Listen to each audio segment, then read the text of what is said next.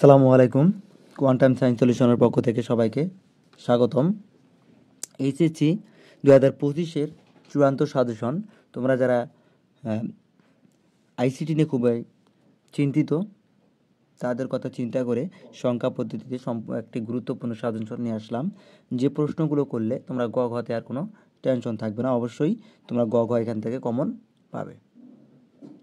যে টপিকগুলো তোমাদের সংখ্যা পদ্ধতি ও ডিজিটাল ডিভাইস থেকে পড়তে হবে সেগুলো থেকে হচ্ছে মধ্যে দশমিক হতে বাইনারিতে রূপান্তর, অক্টালে রূপান্তর,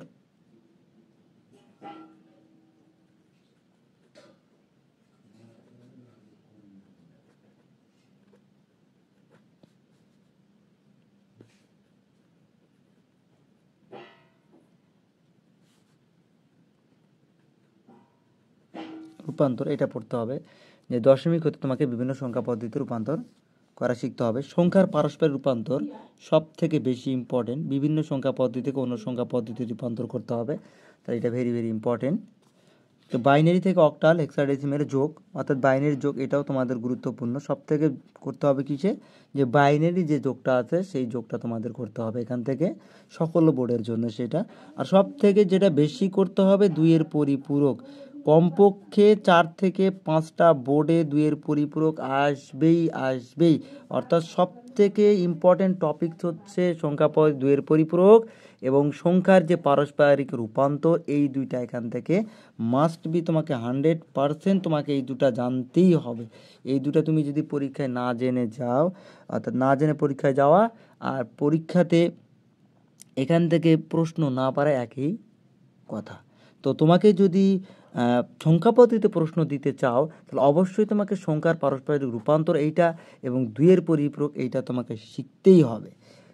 আর যারা তোমরা এই দুইয়ের পরিপূরকের সমস্যা বা বাইনারিতে রূপান্তরের সমস্যা, তারা অবশ্যই আমার এই চ্যানেলের সাথে থাকবা এবং আমার এই ফেসবুক পেজের সঙ্গে থাকবা। অবশ্যই পরীক্ষার আগে তোমাদের এগুলো সব হাতে শেখানো হবে। এইটা শুধু গেল আইসিটির যে শুধু গ ঘয়ের জন্যে সংখ্যা পদ্ধতি থেকে। এখন আসলে আমাদের ডিজিটাল ডিভাইসের কোন অংশগুলো আমরা পড়ব। অবশ্যই কোনো সমীকরণকে মৌলিক গেটে বাস্তবায়ন করা শিখতেই হবে।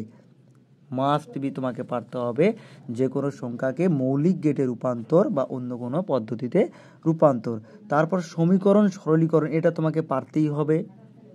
সত্যক সারণী, যে কোনো কমপক্ষে 2-1টা বোর্ডে সত্যক সারণী আমরা পাবো। সত্যক সারণী এবং সমীকরণ সরলীকরণ করতেই হবে।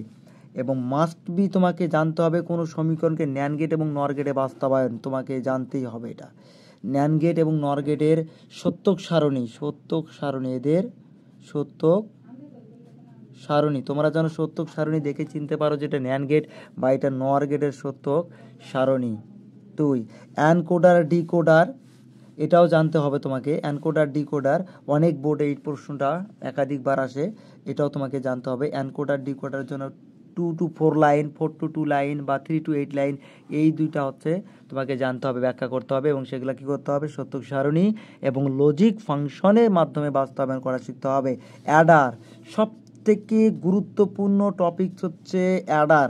হাফ অ্যাডার এবং ফুল অ্যাডারকে, ফুল অ্যাডার ব্যাখ্যা, হাফ অ্যাডার কি, ফুল অ্যাডার কি, এদের সত্যক সারণী এবং এই সত্যক সারণীকে মৌলিক গেটে, ন্যান্ড গেটে এবং নর গেটে বাস্তবায়ন, অর্থাৎ হাফ অ্যাডার অথবা ফুল অ্যাডারকে ন্যান্ড গেট ও নর গেটে বাস্তবায়ন মধ্যে হচ্ছে সব থেকে গুরুত্বপূর্ণ একটা টপিক্সের মধ্যে পড়ে এটা। আর হাফ অ্যাডার দ্বারা ফুল অ্যাডার বাস্তবায়ন মাস্ট বি, তোমাদের এটা যে কোনো বোর্ডে কমপক্ষে দেখা যাবে ম্যাক্সিমাম বোর্ডে এই হাফ অ্যাডার ফুল অ্যাডার আসছে। তো এই ছিল শুধু সংখ্যা পদ্ধতির গুরুত্বপূর্ণ সাজেশন 2025-এ যারা পরীক্ষা দিবে শুধু তাদের জন্য। আশা করি এই টপিকগুলো তোমরা যদি জেনে যাও তাহলে অন্তত সংখ্যা পদ্ধতিতে আর কোনো সমস্যা থাকবে না। এই ছিল আজকের তোমাদের গুরুত্বপূর্ণ একটি সাজেশন।